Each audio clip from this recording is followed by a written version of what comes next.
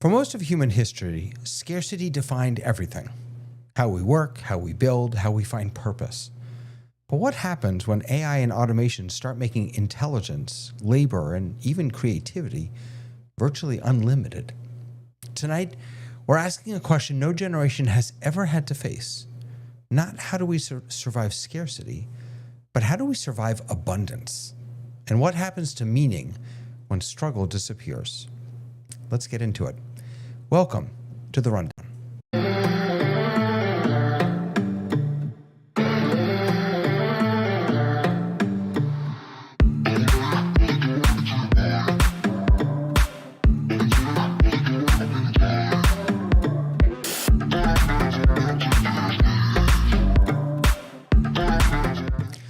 Good morning, good afternoon, good evening, office hours. Good to see all of you here. Thank you for joining us. Mandy, good to see you here. Tamara and Dave are in the house. Looking for those comments. Say hello in the YouTube chat or over in Mukana. Hello, Ray. Good to see you. Definitely saying hello, Vic. Definitely say hello to us so that we know that you're here so we can welcome you just as you are welcoming us into your homes, your living rooms, your offices, wherever you are. We're so happy to be here with you tonight. I am so happy to be here with some of my friends. Hey, Tamara. Hello, how are you? I'm doing great. I'm a little worried about when I have to say good evening to Dave and Lois, because I have been notified that the music that we play before the show each night is getting copyright strikes. So we're not damaging the channel at all. It's just we just can't monetize. And if we ever want to monetize, that would be a problem. So I'm afraid to tell them that they might need to come up with a new dance. What? How can we get new music? It's not copyrighted. This is, I don't know. Well, you'd have to, like, how is that? Suno. We'll have to write our own songs on Suno. Oh. Tony, get on it, yes. Tony.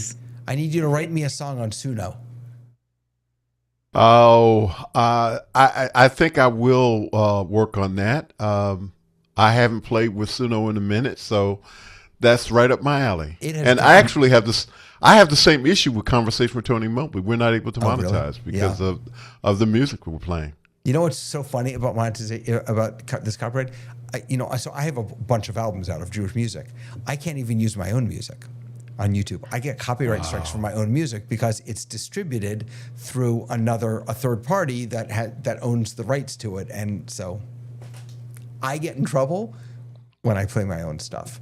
How about you, Lois? Wow. You're gonna write I don't have my own stuff, but I have a friend who gave me permission to use her music as opening credits back in the 90s when I was doing TV shows, and I used that for so many years, and now I can't anymore.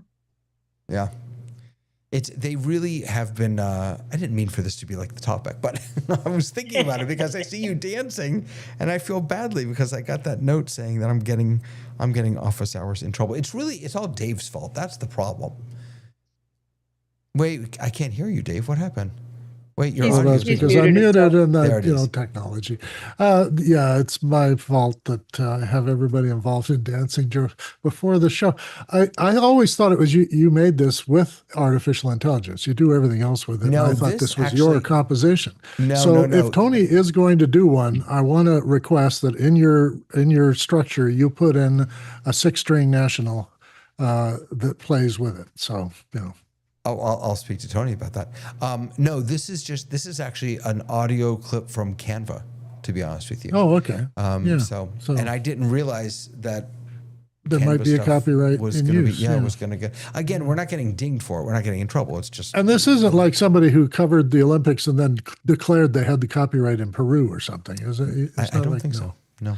Yeah, no. But it is a caution that we should be aware of this. It is. Mr. Gleason, sir. Hi. You jamming out my over there?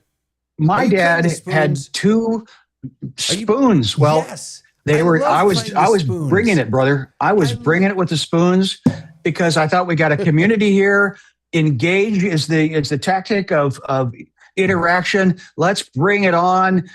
Bring your banjo. I got the spoons. Tamara's got a C sharp, and David's got a D flat, and somehow we'll make music. I love playing the spoons. I do. I absolutely adore playing the spoons. It's hilarious because then you actually knew what I was doing. Well, my dad, we had bones before they're spoons. Bones, that's they right. were bones. 2 spoons. They were bones. Turn the top. No, top spoon is right side up. Bottom spoon is upside down. Put them between your fingers. I want to see it. Prove it. Prove it. You're lying to me, Paskin. All right, You're before the show's Come over, on. I'm getting 2 spoons. That's what I'm doing. I'm telling you. That's a tease to the end of the show. We'll keep them now. Look at that hook. You know what? You guys, do it. So one of you monologue long enough at some point. Now go get 2 spoons, okay? But before we have trouble doing that. Yeah, we are. All right, let's talk some news.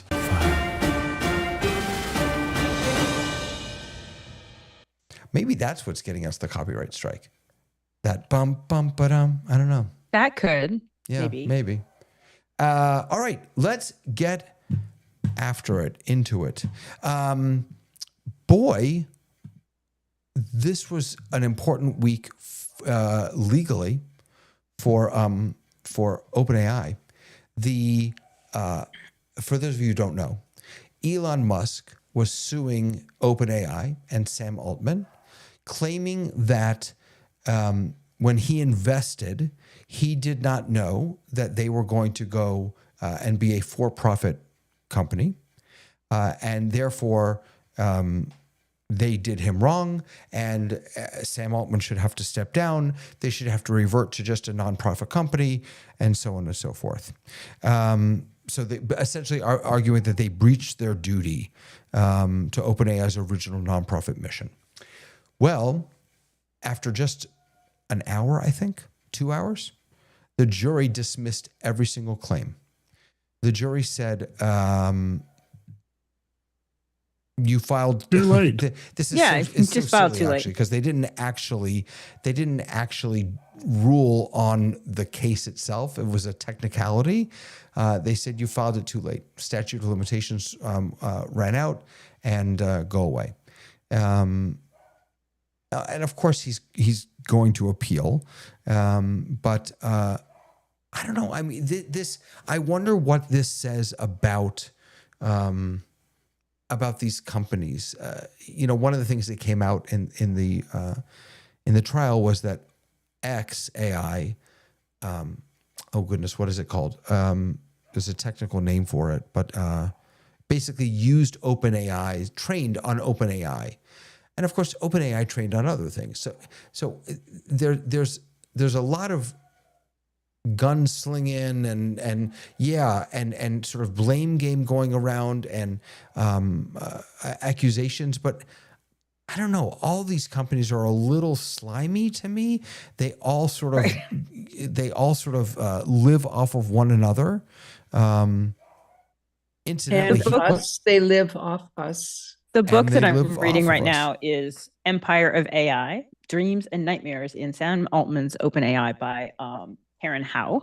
And it literally discusses all of this. And it's so fascinating because there's a real dichotomy about what these companies are doing, right? On the one hand, they were kind of all started with this altruistic, interest in this technology in the way beginning. But at some point, it really did become about money and power, and both of those things are intertwined.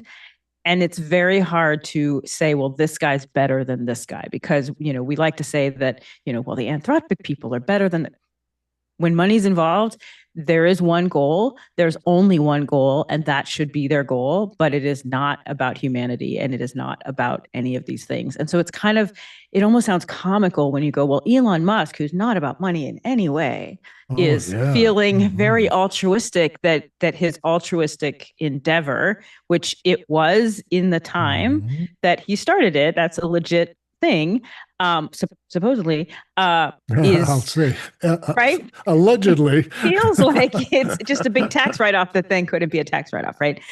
Even if something is going to be sold or is being done and it's a for-profit company, that doesn't mean that all companies deal equally. Some are more honest and above board and conscientious and community oriented, if you wanted to, than others. And so just because somebody's making money doesn't mean that they aren't doing good. I think it's just hard to find anywhere, I have yet to find anyone who thinks Sam Altman is a good guy. And I'm actually looking for it. I'm like, gosh, this guy, maybe he could be like completely this dark overlord. And there's literally no one, no one will stand up for this guy. Like no one in his company, no one will stand up for this guy. And the fact that you have kind of all of these factions who I don't know that any of them are better or worse. And when we talk about training, I think, we say, oh, these are trained on that model as though they train on them themselves. And that's not actually how they were trained. They're trained on a model and then they are sent overseas and we pay people pennies for them to annotate all of that information to see if it's correct or not. So every single company that did any kind of training at all has really unsavory practices, even if they have altruistic intent. What do you think this lawsuit's really about, though? Musk was after $150 billion. He was out to remove Altman and Brockman. He wanted to dismantle the for-profit arm. I'm not, he doesn't need another $150 billion. That's pocket change to him. I wonder if this was just revenge. It's a distraction. No, in fact, for whatever reason that keeps coming up in my gut, it's like spring is the perfect time for kings to go to war because all of the fields have dried up. And so it just feels like historically somebody needed something from somebody else. And what was it, Princess Bride, the land war in Vietnam that they talked about that didn't go well. So my gut says this is yet another distraction. It's a PR ploy. And do I know the backstory behind all of this, to your question? No, but there's so many things going on. And to Tamara's point, he doesn't need the money. But there's something else.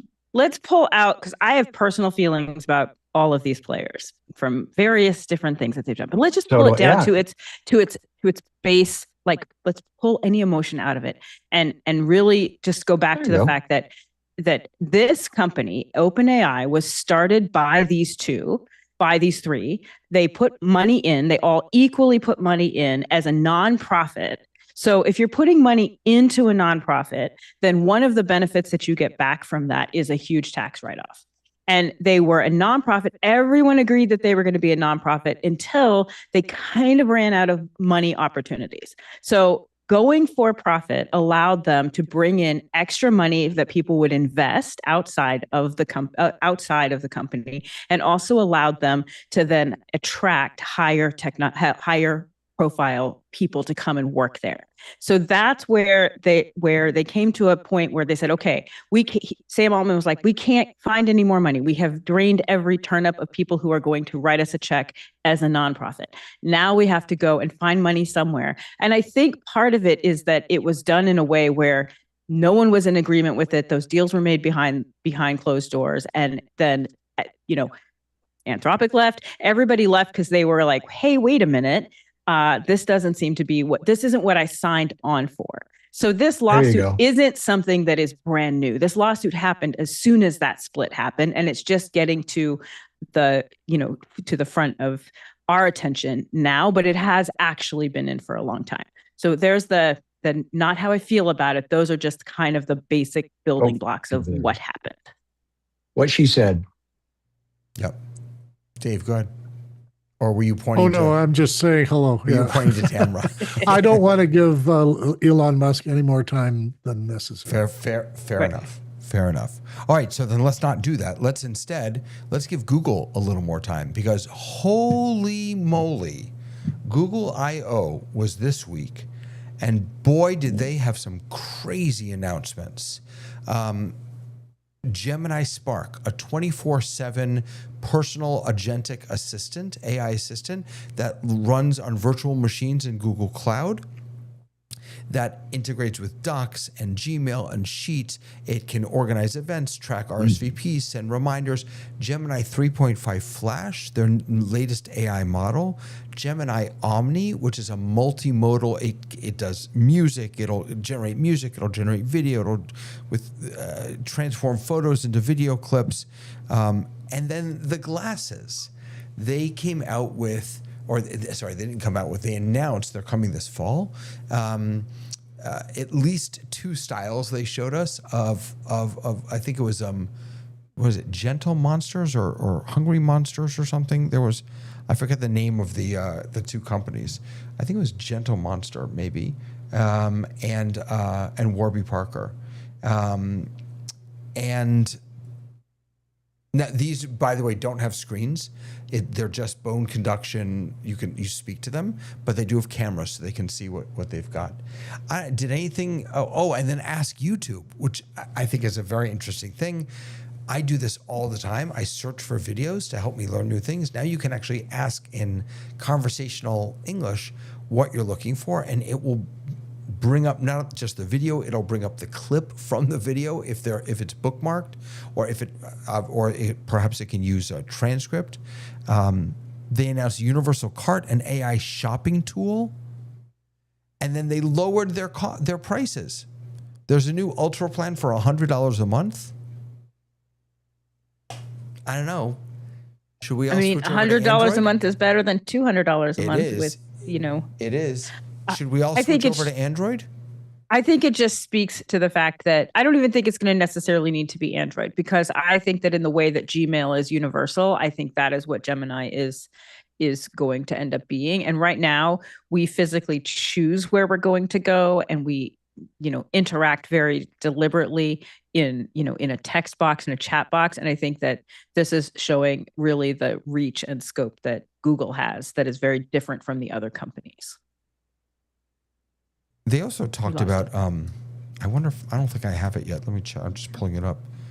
Now, this new Omni bar, is it Omni? Is that what they call it? The Omni bar, I think?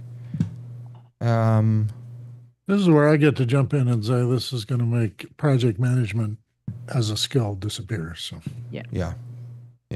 So does it sound like we need to have a Google test kitchen, like we have a Zoom test kitchen, to explain what all this stuff GTC. is and what it's doing, and let people ask questions about it? You know what's interesting, Lois, is I actually left IO feeling what you just described. That what I'm waiting for is for Google to say, go to google.com, type in what you want, and it'll give it to you. I don't want the Flash Model 3.5 and the Omni Bar and the Ultra thing and the Whoozy and the Dingle Bopper and right now there are so many tools that each do unique and specialized work. It's very hard for me to keep track of it, which is maybe why I just sit in OpenAI all day, in ChatGPT all day, because it's all kind of in one. That's what I'm. Isn't that what Gemini is supposed to do? Yes, but they have. I think all these Google different has the best versions shot of being exactly what you're saying, David. And I think that most people are like that. They are not interacting with chatbots. They're not trying to make things do stuff for them. I will tell you this, because I have started to automate lots of processes that I oversee. It is not it is not human free, but it is a very, very different interaction with when, it is great that I can have it do all these things that I would normally have an assistant do that I can't seem to find. So that assistant was me being my own assistant. But it is not without human insight and oversight. It is very different than it feels. Have you found you've started training your own brain on how to ask better questions, though? What I have realized, you are now being modified because you're recognizing. So what does that mean? I'm 4 projects in, and I know now what I need to do to set it up to be successful.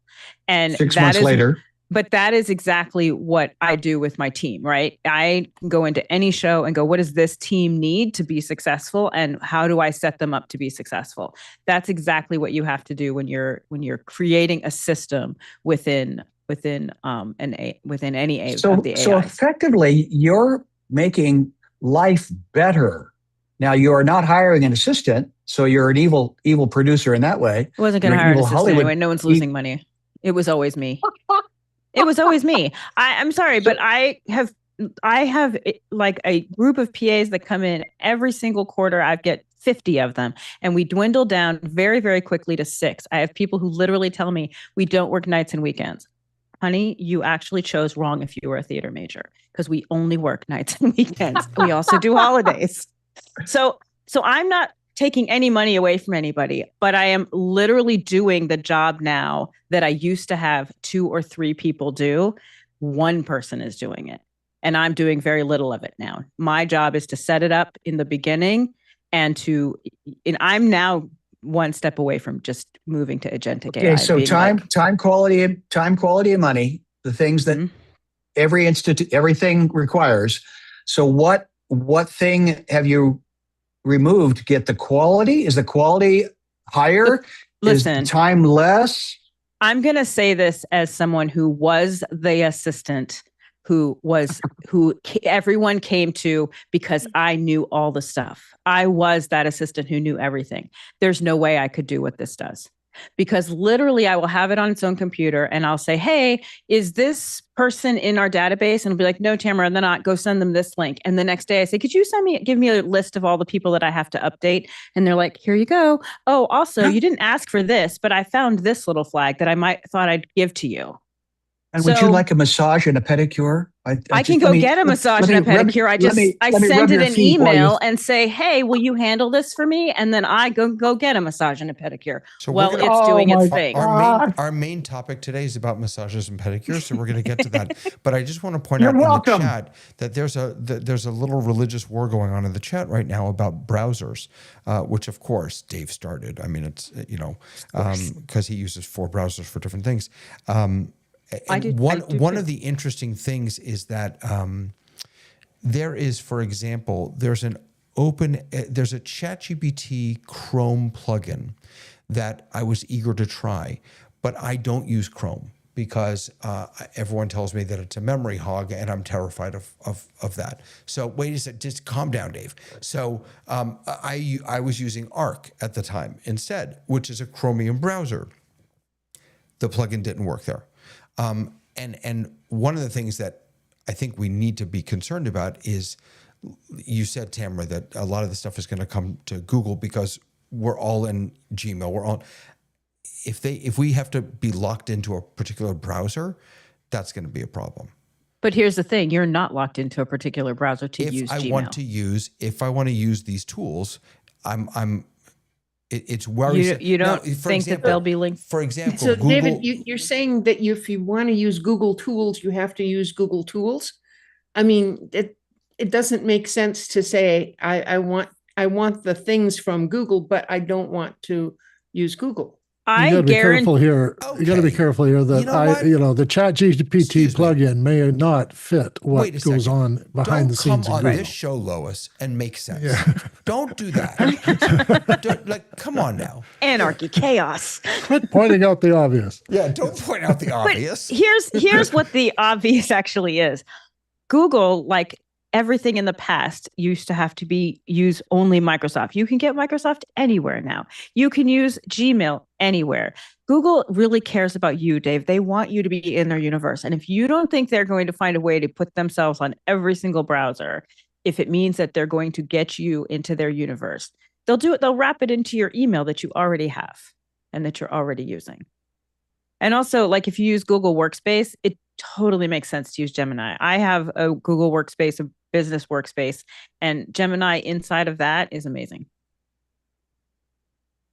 Yeah, it still I think they'll find a way. Hasn't done it for me. I can testify to that too. Yes. Sorry. I want my mosaic administration of that is tough stuff. My mosaic. And by the way, Guy is suggesting that perhaps we have something on that perhaps we use Epidemic. It looks like he's sending me to. I can testify to that too. So I've used Epidemic quite a bit, but you have to pay the monthly fee, so that's why I stopped. But if you use Artlist, I think you can use it on. It's a little cheaper, but the problem with Epidemic is you have to keep it on all the time, and once you turn it off, all of your former videos that had it are no longer covered. Yeah. So, but Artlist doesn't do that. So Perplexity has a web browser? I didn't know that. Ooh. Who Perplexity. does? Perplexity Comet. Oh, yeah, AI the Comet intelligent browser. search Yeah. browser. The Comet browser is very much like Dia, which is what I'm currently using now. I keep switching. You do, and you clean it up. What do you say? You do, and you clean it up. I don't know Dia. Sorry, Thank you. So this Dia my is riffing. from the browser company. It's from the makers of Arc, which I would argue is probably one of the best out there. But I really have come to like the side panel, the AI side panel that can see what you're working on and kind of respond to it. I will say that I turned on a feature in Dia every morning now. When I open my browser, I get I can't show it to you, I don't think, because it's not up now, but I get a tab, which is my rundown, if you will, for the day. And it looks at my emails from yesterday and my this from today and whatever. And it kind of tells me, don't forget this is coming up. And I have to say, the first day that I saw that, I had no idea what it was. I just turned everything on. And it reminded me of something that I would have forgotten otherwise. And it was delightful. It was absolutely delightful. Your wife's birthday. That's a good thing to remember. No, God forbid. All right, let's get into our main topic. So, there have been, I've heard rumblings of a number of tech folks, all those good guys up in the tech world, that have been talking about a very different future for us. A future not of scarcity, but of abundance. As information and knowledge gets cheaper and cheaper, as robotics promise labor without fatigue, autonomous agents like Google's Spark, right, can handle logistics and manufacturing and transportation and medicine, education, creative work, all these things with energy breakthroughs. That, by the way, that's going to be. You want to bet on something, bet on energy for the future, because once we crack that nut, the world is our nut. But Silicon Valley is speaking much more about abundance as our next operating system. We may not have to work 5 days a week, 40 hours a week. So today we want to jump into what that looks like, what that might mean, and really, if technology can provide us with almost everything, what happens to the work? What happens to the meaning that we found in the work of getting that stuff, creating that stuff, doing that stuff on our own? And I'll just give you the silliest little example before I throw it to Lois. There's a mountain in Israel. It's the only other place I've been to other than the United States. So there's a mountain in Israel called Masada. And it's an ancient mountain, and it's a thing to go to Masada, and you climb up to the top of their ancient ruins and whatever. There are 3 ways to get up to the top of Masada. There's what's called the snake path, which is kind of windy but kind of straight up. Takes about 45 minutes. Really hard, especially for a man with old knees. The second is the Roman ramp, which is on the other side. That's kind of easy, 15 minutes, but it's a nice ramp. And then there's the cable car, which gets you up, and that's fantastic. You have a completely different experience at the top, depending on whether you take the snake path, the Roman ramp, or the cable car, because of the amount that you had to work for that accomplishment to reach the top. And what I wanted to talk about today is what's going to happen to us when we don't have to work quite as hard anymore. Lois, let's take it away. Well, I was reading our document that we always get, so we think about things before we get on the show, and it's all going, okay, well, so people won't have to work. And it was like, that's called retirement, man. What are you doing now? Retired people, what are you doing? Right, that's the same thing. Everyone can't retire at the same time, Lois. Well, that's what you're talking about, is retiring at age 40 or whatever. That's a piece of it, sure, yeah.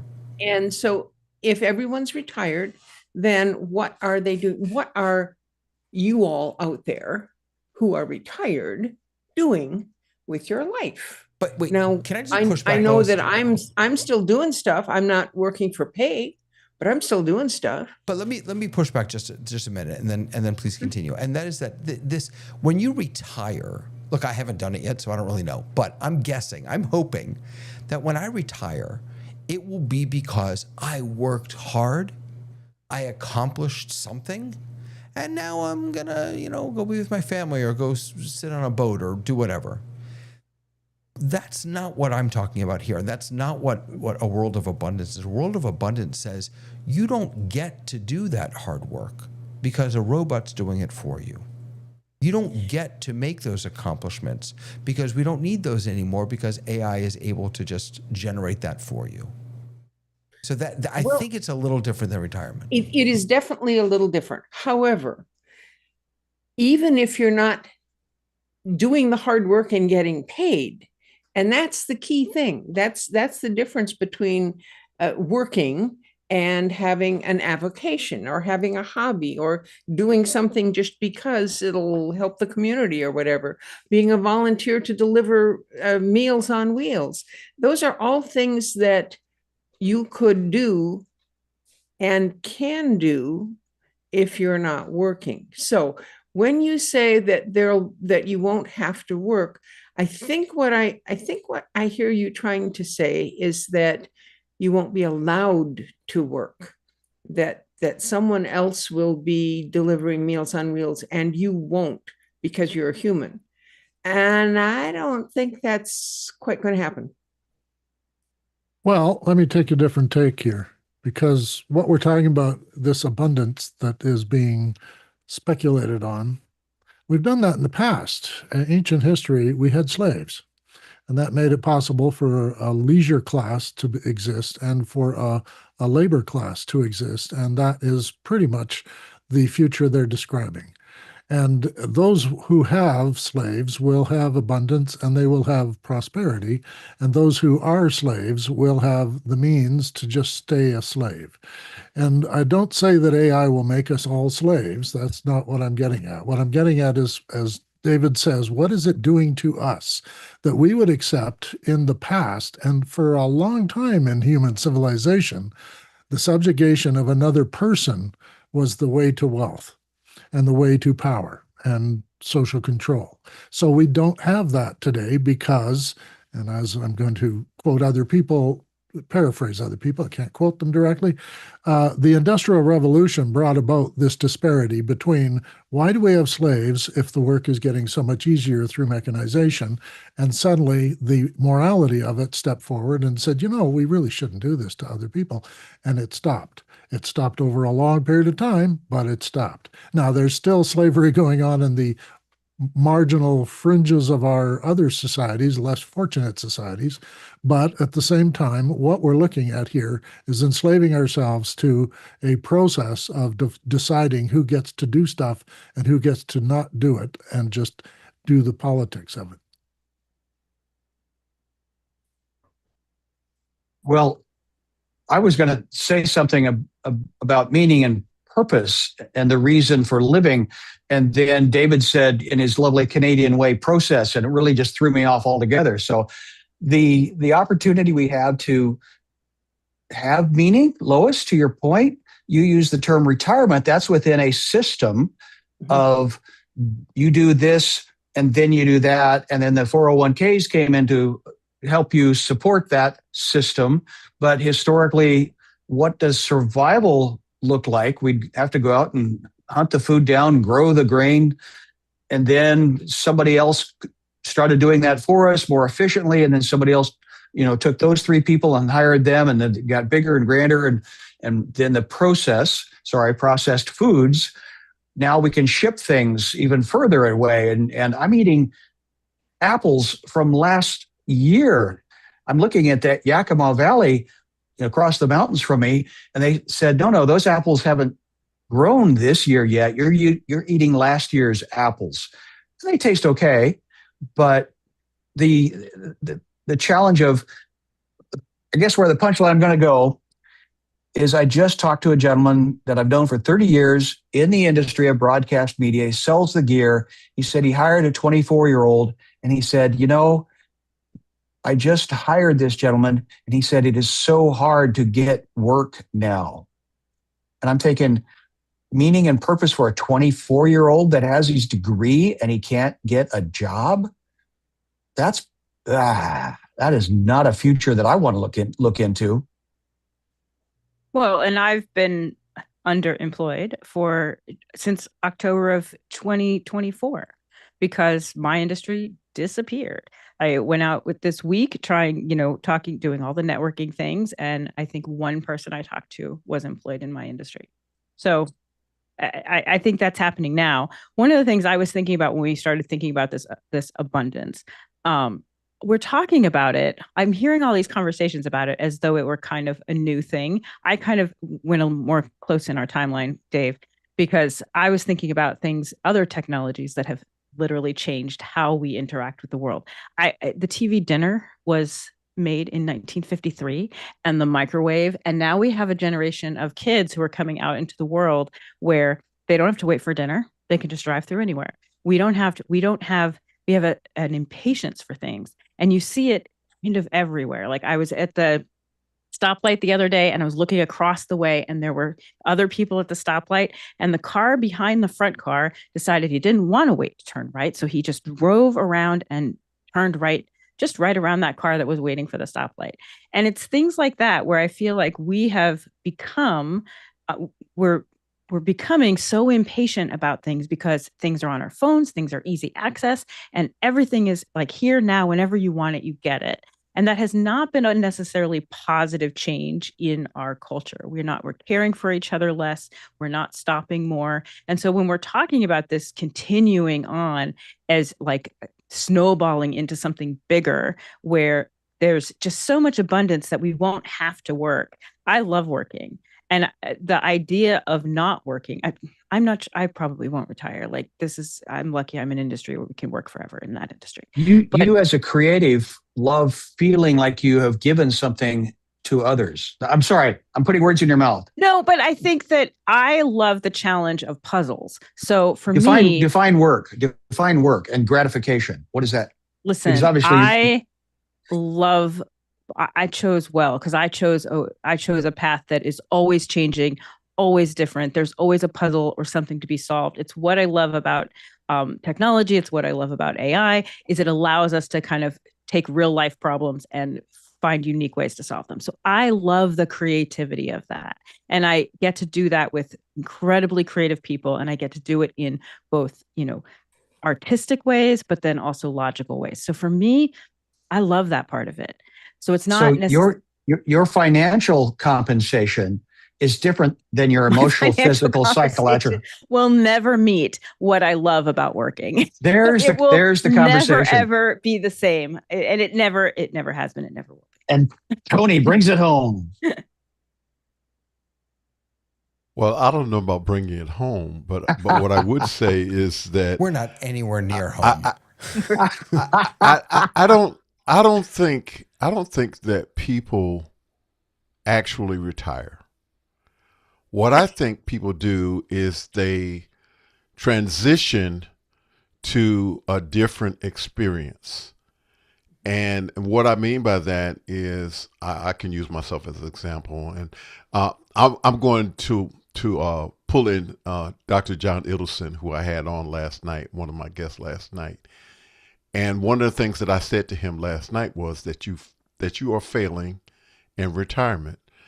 And that is something that he admits that he fails in retirement.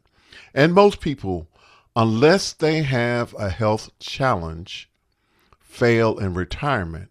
And what I mean by that is that they always transition to doing something else. It may be something that's totally creative. It may be something that is, for all intents and purposes, a vacation type experience and relaxing and exploring. But we use that word as, people stopping. And I do want to say this before I stop talking. I really think that I want to lean in to something that Dave was talking about in terms of that whole idea of the abundance not really being a real thing in that if we were to look at the amount of food that is produced right now in the world, there should not be any hunger. The issue is stewardship for those people who are in the food producing countries. So that is the issue. So we already essentially have what is called abundance. The issue is, what are we doing with the stewardship of the resources that we have? I had a chance to meet and talk with extensively Buckminster Fuller, and he told me that the only thing that prevents us from giving everyone everything they need, including abundant electricity, is the meters between us. That everything we have has a meter on it. And if you took the meters out, then we would be able to ship everything for free. We'd be able to consume everything, store things. People would serve each other for free if they had everything taken care of. The other thing he said at that time, and it was during a presentation in my city here that he did standing up for 4 hours, was that if you put a copper cable right around the world, somewhere around the equator, it'll generate enough electricity for everybody on the planet because the Earth is a magnet. The only thing preventing you from doing it is the politics of each nation and its sovereignty. And this idea of sovereignty is a colonial notion. It is the whole idea of scarcity is a colonial myth. That there's not enough for everybody and we need to fight and protect what we have. So we don't have enough here, so we got to go take over these places to get what we need from them. And this is, how Canada was formed. So, and hey, America was formed the same way until they decided they didn't like kings anymore. So there's that. And I think Tony's on the right track here. So I just wanted to back him up with that. I would just, and Tamara, I'm going to throw to you. I'm thinking about scarcity a little different, I think. When I hear scarcity, part of what I hear is struggle. And that our world and our, and the, even office hours, we did not find one another until there was tremendous struggle in the world. It often takes some real scarcity of time, scarcity of money, scarcity of health, scarcity of capacity, whatever it is, to bring people together, to find purpose. And so when we think about it, the abundance, the paradox, I think, is that the very thing that we yearn for is going to steal from us the very thing that we need, which is that calling to find purpose. And so I'm like you, Tamara. I think the idea of retiring to me is, God, it's just like I never want to stop working. I love working.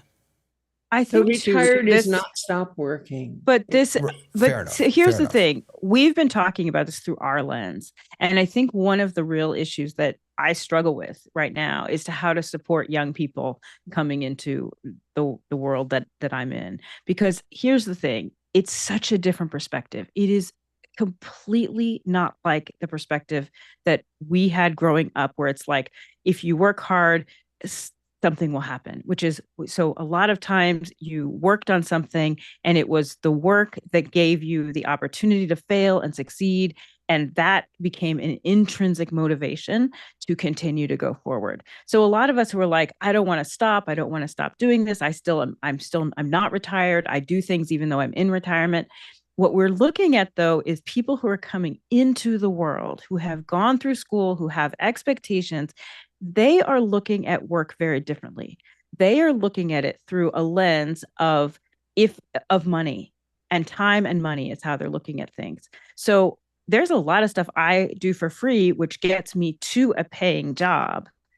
That is not the prerequisite right now. And we're looking at it, this is not political. We're just looking at the overall thing.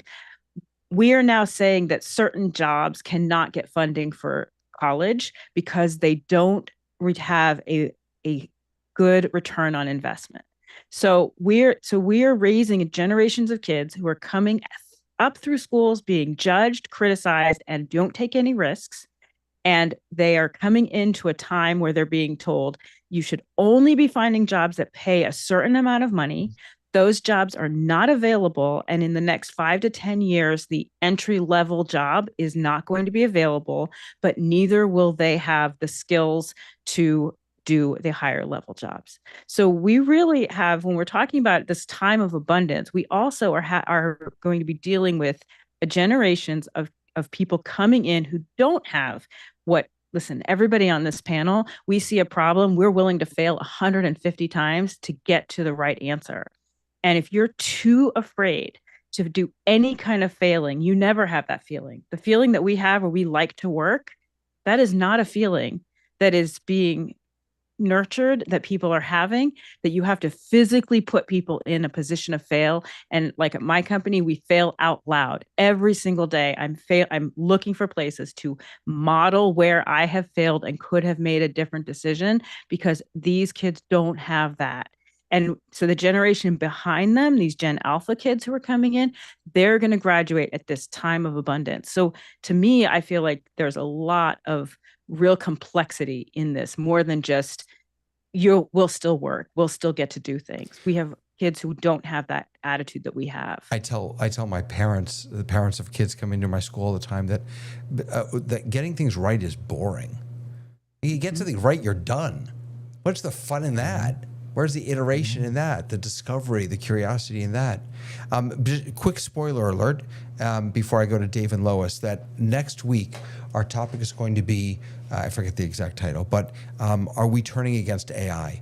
I don't know if you've seen, but at so many university graduations, AI has been getting loud boos from the college students, which I think is absolutely fascinating. And I think a lot of that has to do with what you just said, Tamara, this sense that, the jobs that we have been preparing for are not going to be here for us, and it's AI's fault. But that's for next week. It's a sense of abundance for people who have money, and a sense of absolute terror for people who are coming up who do not have that. Dave and then Lois. Sure. You made me think of Ian McGilchrist, who I've been reading lately. He said, as humans, we must be challenged in our situation, whatever our situation is, and that makes us creative and dedicated. Whether it be marriage, child rearing, hunting or gathering, selling our skills, our challenge pushes against us and makes us come up with a creative solution. And when Lois is talking about retirement, I'm a retired person. I made the transition to retire very comfortably. And I've enjoyed a lot of it. But I always had a job where I helped other people. And so I didn't have to worry about liking my work or, hating my boss or all that stuff, because every day I was going in and other people needed me to help them with things. And it went through 45 years of working.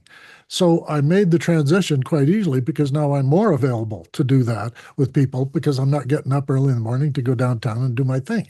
I'm a consultant and also a specialist in media, and people wanted my help all that time, and I gave it to them, and they rewarded me handsomely for it.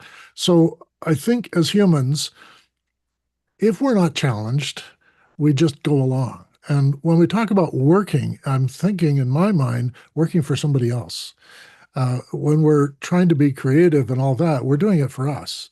I'm not going to give all my creativity to somebody else, but I'm going to help them imagine and find their own creativity. So I guess in that sense, at my point of view, the young people today haven't been given a chance to believe that they are the future, that whatever they want it to be, they can create it, and that they are told that, no, this is not how it's done. And, I fought against that when I was 18 years old, well, yeah, sure, that's the way it's done, but why not change it? And then I came up with ways to change it. And some people told me to go take a hike. Another one said, stick around, Dave. We want to hear more. So, Lois, go ahead. So I think we're getting sort of hung up on the definition of retired. To my mind, retired means that you're just not getting paid. It doesn't mean you're not doing stuff. You're still working. I mean, and as far as David's comment that getting it right is boring, be an artist, because you do something and then you go, well, that's done. That's nice. Oh, I bet if I changed this, I could. And you do another one. So it's always different. Every single painting is different. But getting back to our main topic, when we talk about abundance, I think that we need to recognize and realize that with so many other things, that some folks are going to have as much as they want of whatever they want. And there's still going to be a class, a group, a set of people who don't have that. And so I'm afraid that our society is getting even more split as far as up and down. Of course, that's I mean, one of the most significant issues. Roscoe Jones popped an article in, and thank you, Guy, for finding the paywalled version. It's called "The Retirement Crisis No One Warns You About Mattering," and I want to read just one paragraph from it, if it's okay. It's written here. This is from the Wall Street Journal. A 2024 study of 748 adults published in the Canadian Journal on Aging found that while most retirees plan carefully for their finances, fewer than half give real consideration to what their lives will be like once they stop working. Lifestyle planning, not financial preparation, was the strongest predictor of retirement satisfaction. The most significant challenges retirees reported were psychological and social, such as boredom, loss of structure, and diminished connection. In other words, the researchers concluded retirees need a deliberate strategy for staying connected and engaged, mattering, in the decades ahead. And I also don't want to get hung up on retirement, but this is really resonating to me as to what we might be up against. And is technology giving us the challenge? You know, I mean, is it making your life boring, or is it giving you inspiration? Exactly. Yeah. Sky, Tamara, and Tony, take it away. Mattering is I'm going to take that a step further in what is the quality of life that you expect and or are expecting and or believe that you deserve. And again, that every day is a gift is how I look at my life because of having had a brain tumor. And I know Tony has survived. So I will also say that the inkling of hope that I have, ironically, to your point of a dichotomy, is I've been at ground zero of an earthquake in Port-au-Prince. I've been at ground zero of hurricanes in New Orleans and New York. And in both of those instances, humanity is what I saw at its finest, because all of the crap stuff, things that nature had completely obliterated, humanity stepped forward and helped each other.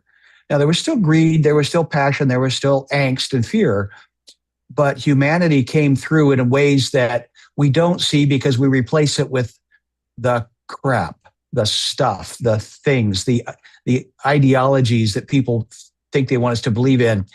The thought that I did have is in our training, and I'm going to maybe cause some problems here because it's not a thought well thought out, but isn't it a soldier's job if they are given a gun? I probably shouldn't go down that path, but a soldier's job, while they learn lots of other things that are trained to do, but no, I shouldn't go down that road. Anyway, so if we are transitioning from a job and we go someplace else. I know where you're going with that, right? That if a person has a particular job, shouldn't they do it? Right. And if they are brought out of the position of purpose and they aren't retrained into doing something else to fulfill a task, fulfill a job, to bring life and meaning and purpose to themselves, then they're lost. And why am I here? And what is my job? And then they get confused. Yeah. And then that's when, and consequently, bad things start to happen. Yeah. Mm-hmm. Yeah. Thank you for the time. Tony. Yeah. Thank you. Tamara. We spent a lot of time talking about kind of the mental version of this and the existentialness of there we go. abundance. Thank you. But we've kind of not really talked about the other part of that. If there are no jobs for people to do that are currently that they're currently doing now, and those jobs go away, and the retraining for those jobs, the posit that you're hearing from these people, like, it's great, you won't have to work, it's amazing. People still need to eat, they still need to pay bills, and they will no longer have the way to do that. So we're talking about something, when we're talking about abundance and a future of a world where there's just a lot of abundance everywhere, which is, thrown around. There's also a real practical problem of how will people live, not just find their purpose. We've been talking about how will they feel good about their life versus how will they function in this world. And what will we have to do? What social safety nets will have to be in place in order to have a universe where people are not working, where there are no jobs? Like, how will that shift our fundamental environment just socially? We've talked a lot about how mentally we might have to have these challenges, but there are real practicalities of the fact that people are still going in the system that we have. We've not talked about taking that away, and this pie in the sky, well, everybody will just be so abundant, feels very much like there's going to be haves and have-nots, and the amount of have-nots in this system is far greater than we've seen in other generations. Yeah. I'm going to go to Tony. I just want to thank Sky for being here. Appreciate you, sir. We'll see you next week. Tony, take it away. Well, I could just say what she said in terms of what Tamara just said. Really, I see this as, two economic groups. The group that is abundant and the group that is in the scarcity category, and based on the things that have happened in the past, I don't see why it would be any different. And unfortunately, I think that unless there is a shift in the moral compass of human beings and on this planet, that is going to be the reality. I'm always referencing, science fiction. And I could clearly see, there are people who will have robots in their home doing everything that they need done, supporting their children and doing all of these wonderful, magnificent things. And then I can see people who don't have robots in their home and who are just having to try to figure things out. And I think that's a sad state, but I don't see any recourse. Vic Hernandez and Brody Hefner in the chat are talking about universal basic income and the government having the capacity to help in the interim. I remember when Andrew Yang was running for president here in the United States, and he was talking about a universal basic income that everybody gets $1,000 a month. He called it the freedom dividend. Freedom dividend, he called it. The idea being we won't have to work as hard. We're not going to have to work as hard, which will mean we won't make as much money, which will mean that we're going to need the government to give us money, which means but we're you can living still in a world choose of to work. abundance. You just don't have to rely on it. Yeah. Right. Yeah, but the UBC is UBI is just the basics, and who determines that basic is very difficult. Some parts of a country can have a lower basic and others need a higher. We have that in Canada to some degree. We have a different rate for taxes above the 60th parallel because life is a whole lot more difficult up there. And we have a different one for the coasts. So they're different. And this is worked out up here. We do this incrementally. We actually had this year instituted a payout to every Canadian for food and groceries and things, just to ease that because of the tariffs. And this is, this is a slow incremental move toward a basic income. We have a basic income in terms of healthcare and a couple of other small things that we have as a benefit up here. Transportation, that sort of stuff, and education is pretty much free, but it's going to come in little bits, a little here, a little there. Tamara was talking about you can't even manage to get healthcare because corporations are in the way. Then you've got to get over that stuff and have a human aspect to it, not a profit aspect to it, and then you've done the moral thing that is correct. And every other country has seen the moral question of letting people die because they don't have enough money, and let's stop that. Well, there's a chance to do that also when work is disappearing. Find a way to give people a continued challenge or a continued incentive to go do a thing that they think they want to do. As long as the basics are covered and they can handle the rest, then it's easier. We've focused a lot. I'm sorry. Go ahead, Lois, please. Didn't we have a national work project? Didn't we find ways for people to work when the economy was so bad in the Depression? Didn't that happen? I remember hearing about that from my folks. There was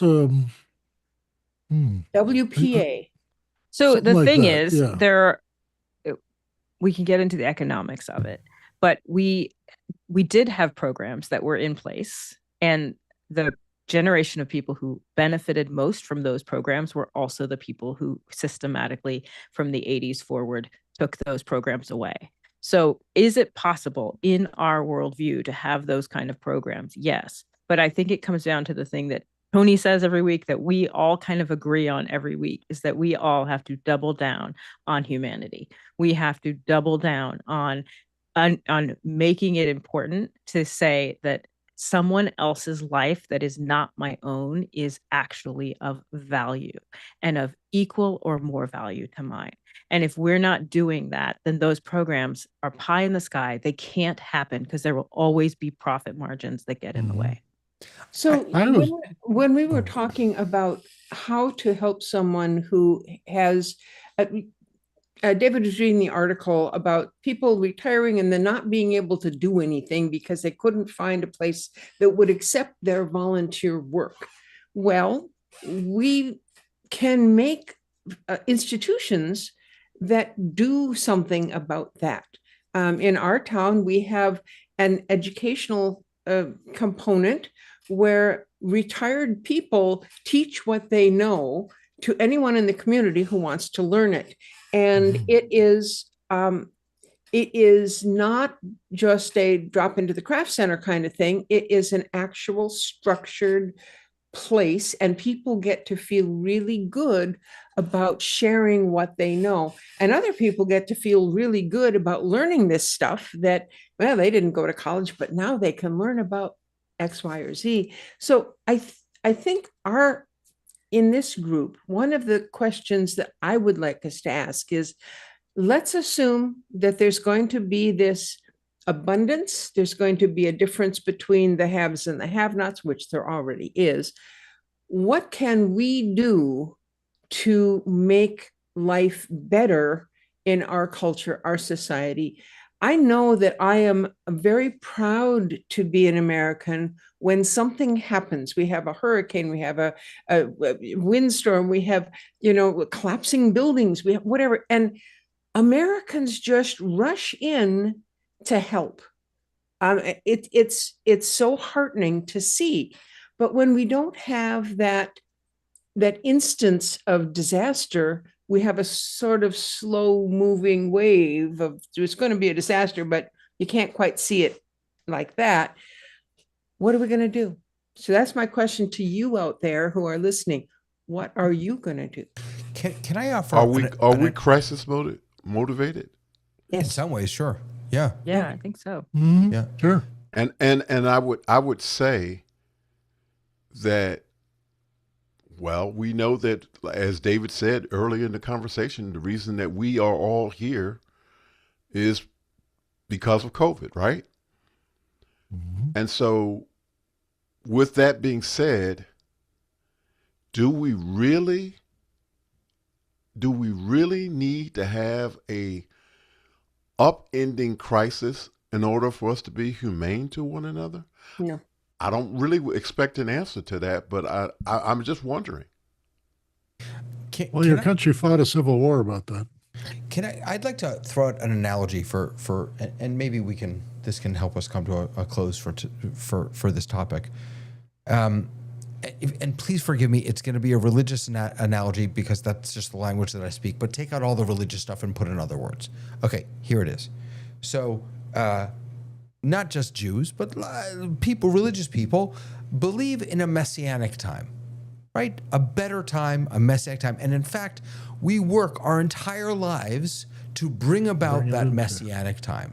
That's kind of our... Here's the irony of the idea of the messianic time.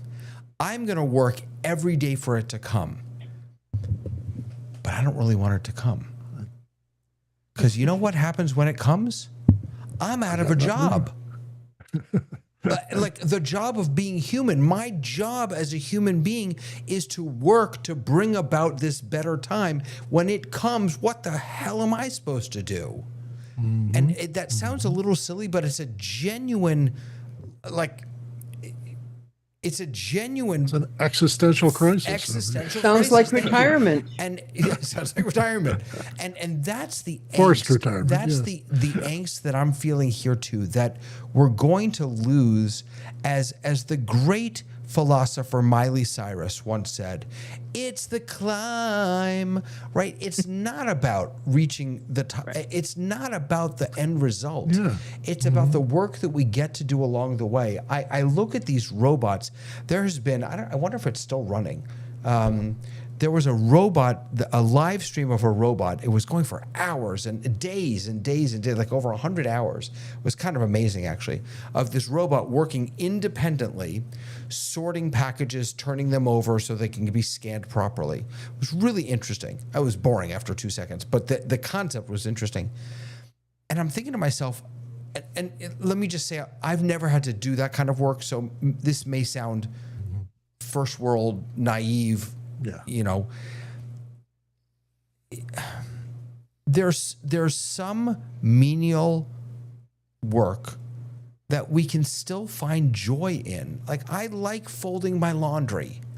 I don't need a robot to take that from me. I like doing my dishes. I don't need a robot to do that for me.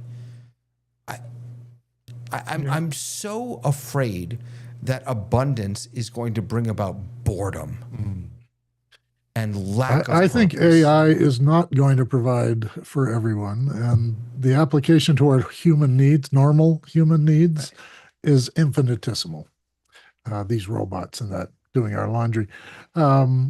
I think service for large organizations and governments, notwithstanding the military, it's got huge implications. And so I think AI doing its master sorting mechanism is going to be helpful for those who need large databases sorted. And the rest of us are going to get up every day and water the flowers and enjoy life. So, yeah. Abundance doesn't have to be overwhelming. And I really think that each human being is going to be able to choose what part of their life they want to do, just like Dave said, do by yourself, do for yourself, or do for your neighbor. And I don't think there will ever be a Meals on Wheels delivery where any robot could replace a human being. What a human does when they deliver. When you go in and you hand somebody their lunch, you don't just go and walk away. Yeah. No, you talk to them. You are their contact with the rest of humanity. That's not going to go away. Yeah, and that's necessary. Yes. I was going to tell David that there's a few mountains up here you got to try. We have a lot of them, and I've been up a few of them, and I do. And there's ropes no and cable car up carabiners. there.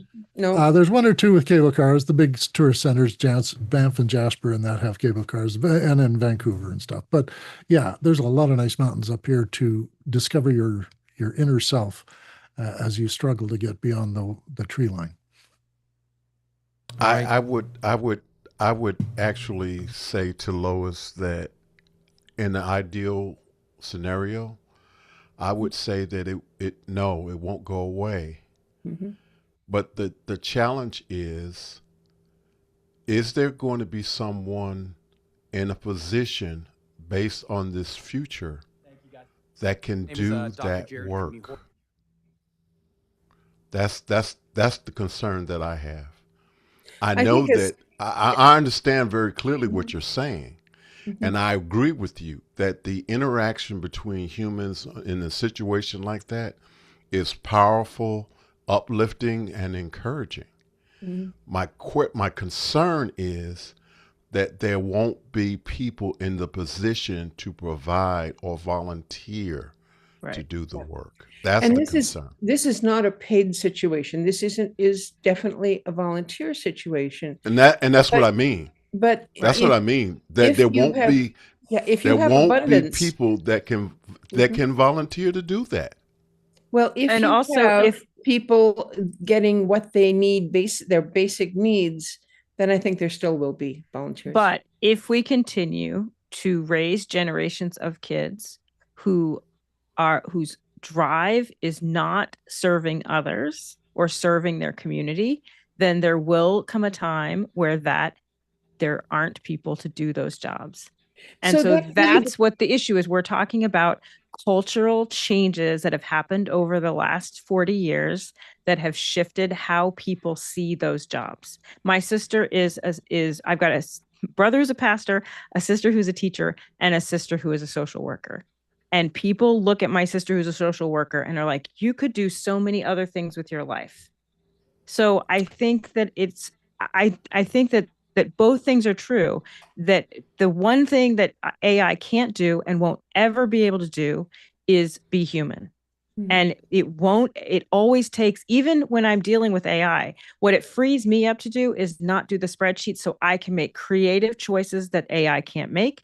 I can bring institutional knowledge that AI can't possibly know. So if you're able to do those things, you'll probably be able to be valuable in your industry. But if we're continuing to value urgency over patience, if we're continuing to value money over humanity, and culturally that's what our values are, our bigger problem actually isn't abundance. It is what do we have left?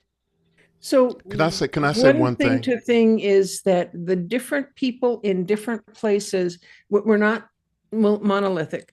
And here near where I live, the high schools have a course in which the students have to go on find something to volunteer for. So it's built into the structure of the school. We do too, but I get those kids after they graduate. I'm not saying that your experience is wrong. I'm saying that it's only the experience where you are. Because I have had so many young people here asking to help, and they don't have to, but they're wanting to help. So I'm not as pessimistic as you are, Tamara. If I may, I really think that we all are in a bubble. Mm-hmm. And we're in this bubble where people are able to see what's needed and have the desire to volunteer. But in the vein in which Tamara is talking about young people now, they don't value that. I had someone tell me, a young person tell me, why are you doing your show? Why are you doing that? Are you making any money? Why are you doing that? Why are you spending your time doing that? Why are you spending your resources doing that? And the answer that I tell them is that I do it because I believe that it is a way to engage with one another and actually have a conversation about things that can be beneficial, and that you don't necessarily have to agree with one another, but you need to have the conversation. And so that's why I do it. And I'm not saying that because I'm trying to brag or anything like that. I operate in this bubble with you, but I also operate in a bubble that's very different. And the bubbles that I operate in, I see the worst that humanity can do to one another. And so, having said that, I just ask that we, be mindful of the bigger picture, because we are in a bubble and we are insulated to a certain extent to some of the things that are happening. But let us not forget that although, we're having this great time, having this great conversation, there are people in the world who are suffering. And there is no interest in some of the powers that be in making a difference in the quality of the lives of those people. And so I just ask that we consider that from time to time. Tlaloc said in the chat that education may die in a world like this. There's a lot that we need to consider as we hopefully go forward carefully into this new world that we're anticipating, and in fact we're already seeing some pushback, some significant pushback on some of these new technologies, and that is what we're going to talk about next week. Are we turning against technology? There's been some really interesting things that have happened over the past few weeks we're going to be exploring together or talking about, and with all these amazing folks who are here. And I'm so grateful to you, Lois and Tamara, Tony, Dave, and Sky. I'm also really, really grateful to Tlaloc, who's been hanging out with us. Let's see who else is here. I want to get everyone. Rolibo, I want to say that correctly. Roleibo. Thank you for being here so much. And Roscoe Jones, John Wallace, Brody is here. Don't forget Guy. Guy is here, yeah. Vic, so grateful to all of you for hanging out with us, for taking some time out of your hopefully working hard, busy, not bored, finding meaning days. I hope that all of you have that. Don't forget, tomorrow morning, Office Hours is back with a morning full of questions. Tomorrow afternoon, we will be in the test kitchen, and we will be, I'm sure, talking about double-ended recording, which just came to Zoom, which is super duper exciting.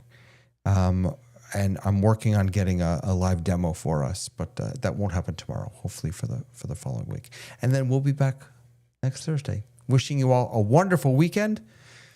We'll see you soon. Thanks for watching. Bye.